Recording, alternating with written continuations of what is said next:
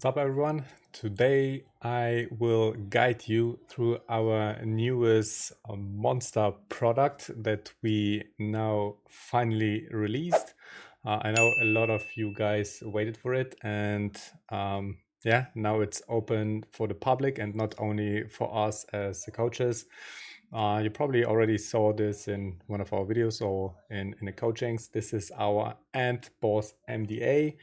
And this is, I don't know, in my opinion, the most beautiful thing I ever worked with when it comes to poker, because it's just so much fun to use to explore population tendencies and your leagues and your opponent's leagues, etc.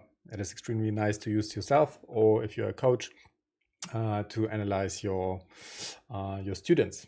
And well, like, the purpose of this video is to guide you through it a little bit, right? So to show you the most important features. I can't show you like every single thing because it's just like too massive. Okay, like I can't tell you all the abbreviations, etc. Right? But I'll try to walk you through the most important things, and also maybe give you a couple of tips how to use it and how a couple of things can be useful. Okay, so first let's start with how the MDA is built overall. So we divided it into 4 parts, into the three-way part, right? And you have every single position here. So three-way button, three-way small blind versus big blind, small blind versus button, big blind versus small blind, and big blind versus button. By the way, I'm here in the range research panel. I think this is extremely powerful as a population tool, right? So when you use the range research, of course, also works with hand to node 4, but it's also very useful when you just analyze your own stats. Well, so first thing that is very useful and that you usually don't find anywhere else is how people react on different board structures. So we have defined a couple of board structures here. So first, like ace-x dry, then ace-x dynamic boards, king queen high dry, something like that, king 8x, etc. 2 Broadway boards, high board paired, low board dynamic, mid connected, and monoto boards. And here you can see your opponent's stats depending on the board structure, right? So this is how your opponent is basically playing on an ace high dry board. And this is how your opponent is betting on an ace-x dynamic board, etc. So this is, you see it here on the left, this is from recreational, so they play kind of the same, but maybe regulars play a little bit different. So you can go and analyze it for regulars. You go here, wait a second, this is not the Boss MDA. Okay, so this is the Boss MDA, yes. So on board structure, small blind versus big blind, you see ace-x try, regulars c-bet 61%, and then, for example, on low board dynamic, you see they c-bet only 35% of the time, right? And then you can hover over and see the distribution, what kind of bet sizes they're using on different board structures. So usually what you just have is small blind versus big blind, just an overall number. Like this overall number, 47%, right? If you hover over, you can see the different bet sizes they're using, but not really on what kind of board structures they're using, like different bet sizes. And so with this boards panel, you get a way cleaner and way more detailed overview how your opponents are playing, right? And this is the best example. You see that on low board dynamics, regulars, for example, c-bet only 35% of the time, small blind versus big blind, and they fold to a raise in only 35% of the time, right? So they probably just betting a very strong range. Also, you see like a lot of like second barreling. So when they check, they also check fold against a float in 42% of the time, which means that you see also when you bet a little bit bigger, they fold even in like 60% of the time if you, for example, pot bet, and then you can get a good picture of your opponents, how they play on different board structures.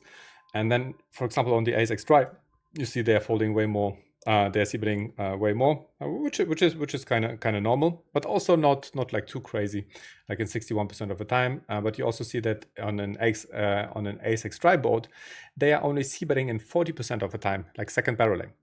And then you can also see the check fold versus float on the turn is 67%, right? So on the low board, it's only 47%.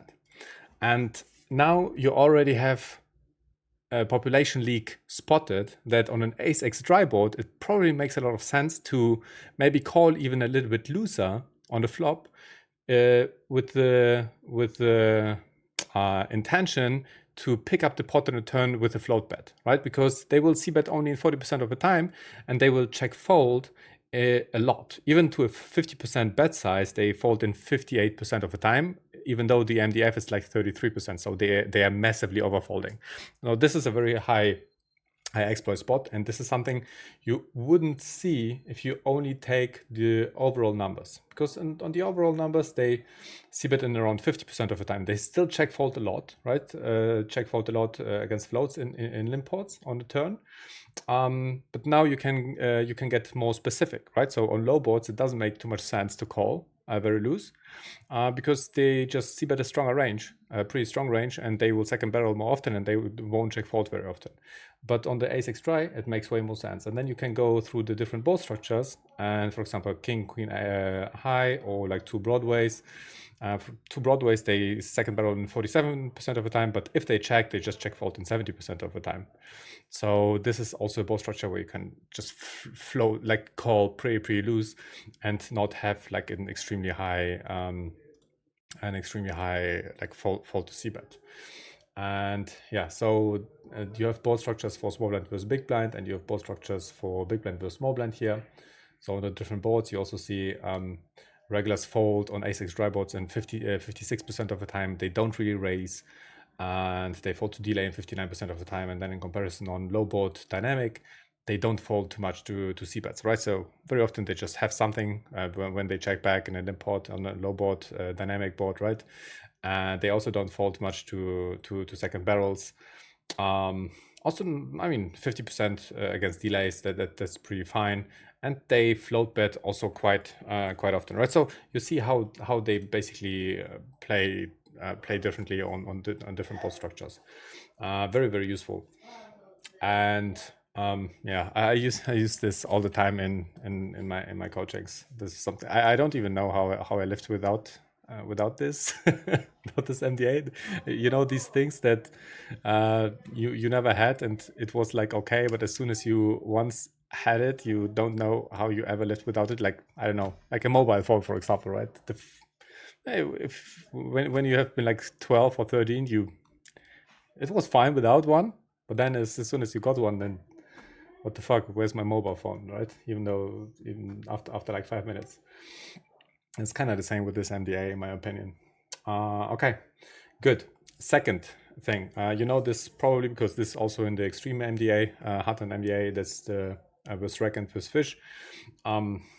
Mega important, especially when you analyze yourself, or you are a coach and you analyze your students. It's important to know how you're playing against fish and against recs. And yes, so you can just here just pick it here with rec with fish. Now you can't really do it in the range research. For that, I would need to go into my own stats, and I could show you then how my stats are against fish and how my stats are against recs. And the cool thing is you can even see how you perform against several things, right? Because what we included in this HUD, and that's also you don't really see that, even though it's kind of obvious as soon as you once got it, are the calls, right? So usually you see like the fold versus c-bet. This is what you see in a stat, right? Fold versus c-bet.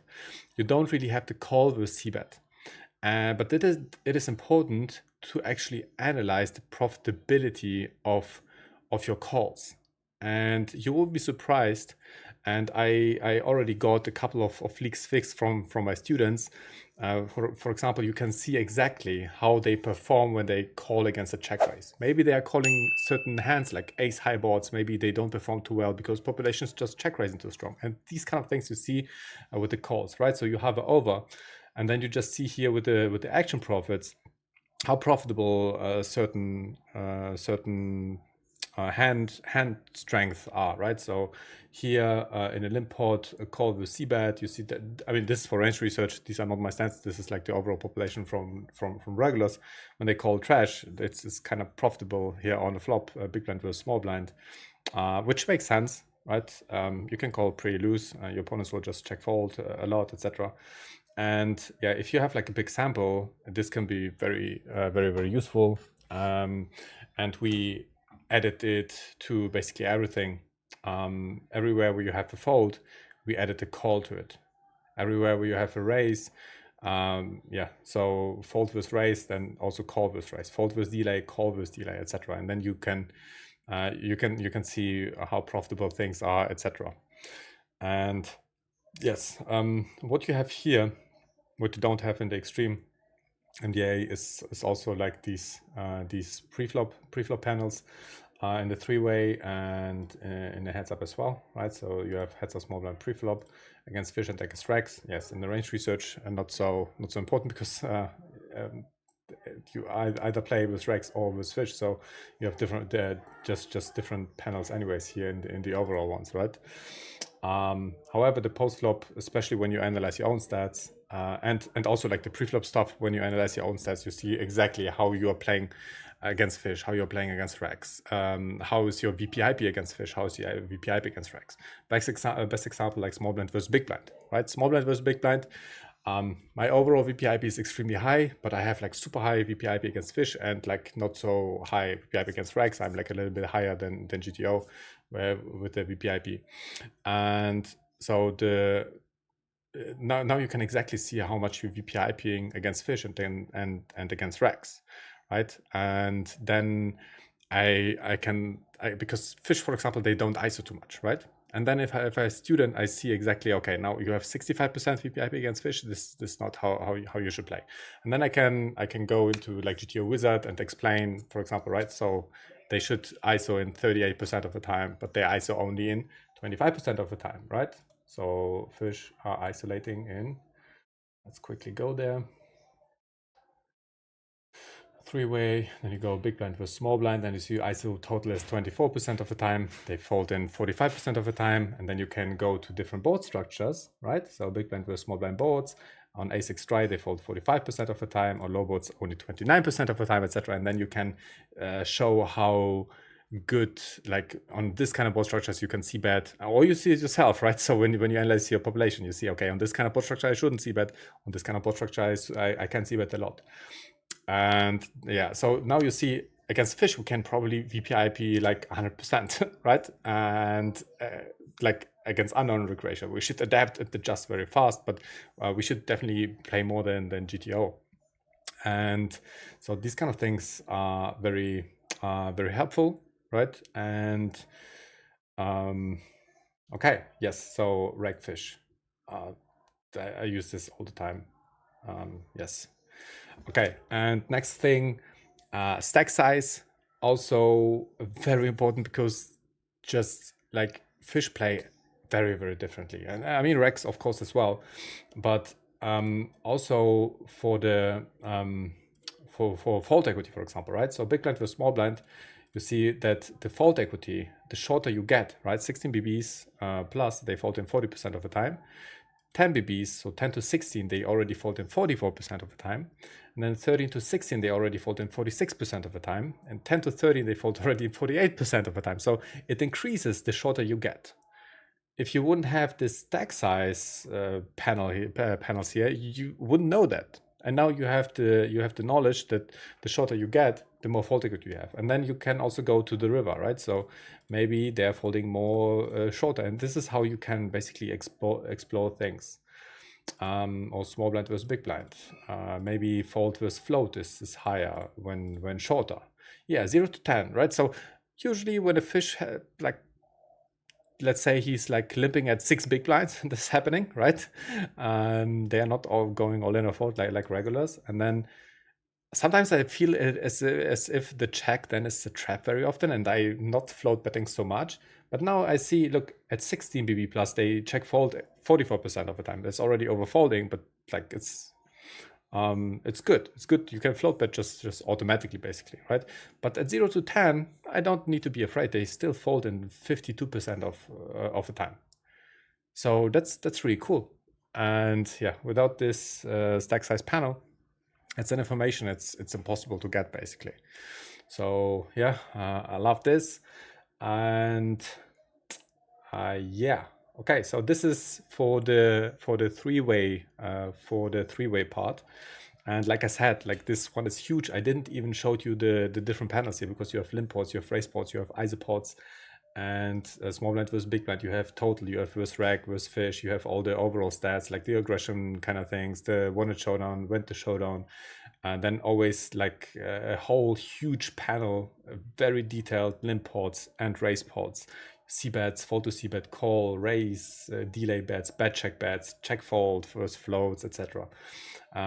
Check fold. So here different lines, missed C bet, what kind of range does your opponent has when he's has a missed C bet, etc. Like very detailed, and there's really anything that you will miss.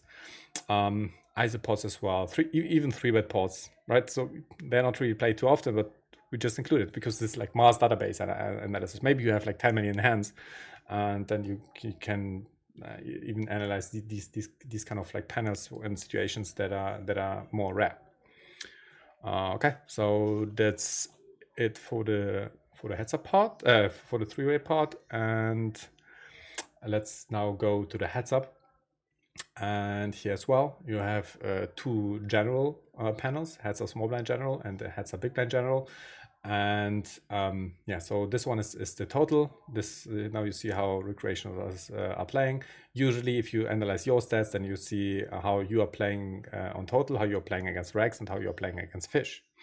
And then you have limp ports, race ports, and here it's even more detailed. You have like fold versus dongs, call versus dongs, and yes, so raise versus donk. I actually added this lately because I made a coaching just yeah, I don't know when you're watching this video, but probably a couple of weeks ago. So I needed that. Always when like this MDA is also always getting developed, right? So when we have some new insights, if we have new stats, we are adding these, and you'll get, of course, updated. And yes, so limp ports, race ports, isoports, three-bet ports, all you need. And here the same for big blinds. Here you have total versus limp, and here you have total versus race, and then you see yes, so non-all-in, all-in, the ISO stats, like non-all-in ISO shove, ISO fold, ISO call. Again, like not only ISO fold, but also ISO call. What kind of hands are they ISOing and then calling versus all-in, right? And then the ISO total, you see it here.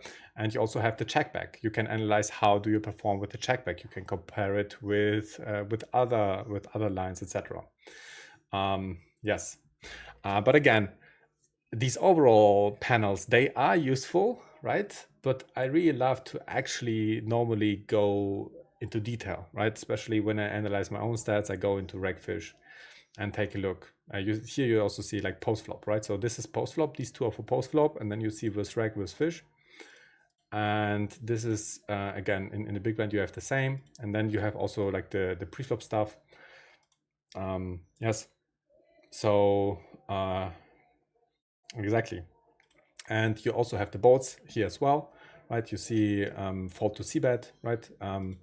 Here is the total, and then a6 dry fold to c-bet is 46%. On low board paired, it's only 37%. But here, for example, on heads up, you see in the low board dynamic. Okay, it's how often they c-bet, right? How often do they c-bet, and how often do they fold to check raise, right? So for example, fish fold to check raise only 32% on low board dynamic. On a6 dry, it's 56%, right? So on a6 dry, we can probably check raise quite loose, at least GTO, probably even looser, but you also see like a lot of second barrels from our opponents on a6 dry board. So as when they bet, they don't like to fold too much. Fold to probe is 39%, so that's pretty decent. They actually fold quite okayish. And yes, so we probably shouldn't check raise too much on low boards, at least not as a bluff. And so yeah, again, I'm not going into detail too much because I already made it in the three-way. So you have all the board structures here as well. And again, also the stack sizes. You see like how different the c-bet is. And here, like for example, like again, fold to c-bet total is 56%, but you see like as when you are very deep, they don't really fold too much. It's like 50%, but then 13 to 16 is already 55, and then it's 56, 59, 9 to 11. You already have 59% fold to c-bet, right, against fish. Like, and then shorter is getting even more. And look at the river as well. Like it's 16 bb's, bet. Seems still fine. But at 13 to 16, you already have 50% fold equity. 11 to 13, it's 55%. 9 to 11, it's okay. So there's also a little bit of variance involved. But you see that these kind of things also like have a lot of variation in it. And by the way, like what you're seeing now is a very small database, right? Very small database from me, and you're probably using way more hands than I do. Right, so you will have more details and even more insights. Yeah, okay. So this is the stack size, and you also have like this very huge bet size thing. Now you see like at what kind of board structures you can, what kind of bet sizes they're using on the river, right? So this is like the percentage of the bet size, and then how often they won. Right, how often the won percentages, and then you see how often your opponent is bluffing with like the different board structures, etc. Like this is I probably underuse it. I should use it way more. Like you can analyze a lot of things. Of course, you need also pretty decent database to get very good insights about these kind of things. But you can analyze very good like different lines with different bet sizes. Where your opponents are strong, where your opponents are weak. Okay, yeah, stack size, I was here already. And yeah, so the next ones, they are really cool because how we should always analyze stats or deviations. And you already heard it, it's a deviation. Deviation from what? Usually a deviation from GTO is something that we can exploit. And well, very often we just don't know the numbers, right? So what are the GTO numbers? And then you can check. You can go to GTO Wizard, of course. You can see it there maybe, but not everything, right? So what is the GTO, I don't know, second barrel frequency or something like that. And the cool thing is what we designed here is that we actually put the numbers next to the stat. So you have GTO three-way and GTO heads up, and that's a huge one. I think this is very fucking useful. You see the c-bet on the button, the GTO c-bet frequency is 79%. Of course, it's an average over all board structures, so we don't like you see like the averages here, right? So if someone has lower or higher, there's probably potential to make some adjustments. Fold with check raise should only be 31%. And you see, for example, regulars on the button. Okay, let's quickly go to the regulars. Regulars, because this is more important for regulars, I think. Fold to check raise is 40%. So they are overfolding to check raises in comparison to GTO.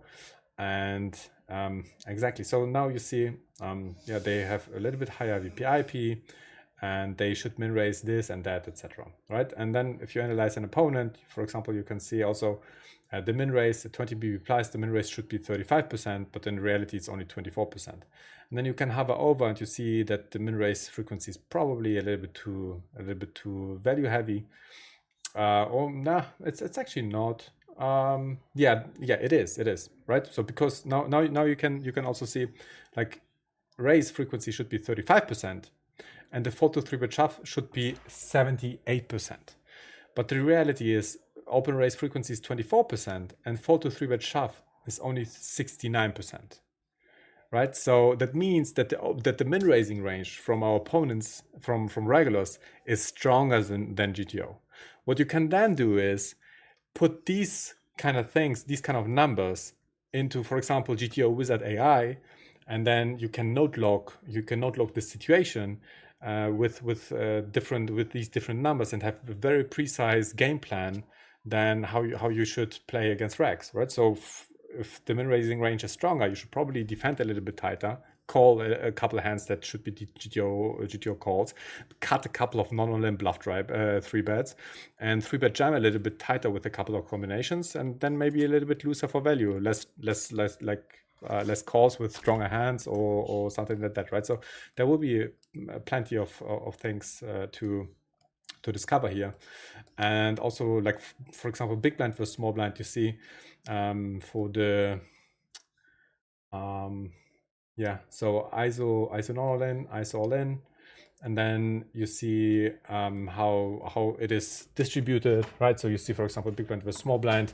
Recreations should not all in raise a lot at 11 to 13, but they are just ISO jamming a lot, and like you can just add these to have the total numbers, like the total ISO numbers. And yeah, so that's extremely helpful, I think. Okay, so this is actually three-way. Actually, yeah, so this is three-way, and then yeah, so you have it for the three-way, and you also have it, yeah, also like fold to c-bet, fold to turn bet, check raise frequencies, etc.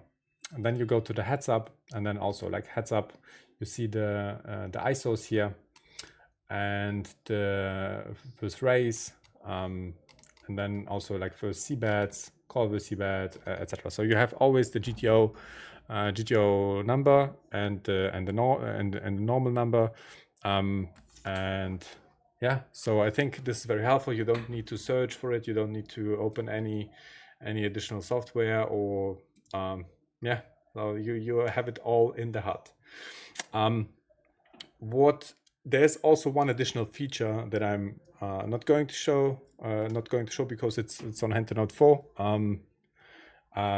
Like I'll put a screenshot. I put a screenshot. I did it. Okay, I'm back. So not going to open Hand-to-Note 4 for that. So there's basically one additional panel here, and that's for the positional EVs. And unfortunately, it's not possible to have it in chips, but you have it in EV on 100, right? And here you have the position EVs like on the button, on the small blind total, right? Three-way. But you also have small blind versus big blind. The big blind, and then you have these two, right? So this is something you can't really get in Hand-to-Note 3, but in Hand-to-Note 4 is possible. You have the position EV for big blind versus button and for big blind versus small blind. These are not from me. This is just a screenshot made. And so in the heads up as well, EV on 100 from the small blind and big blind.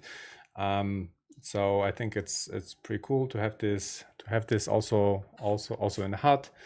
And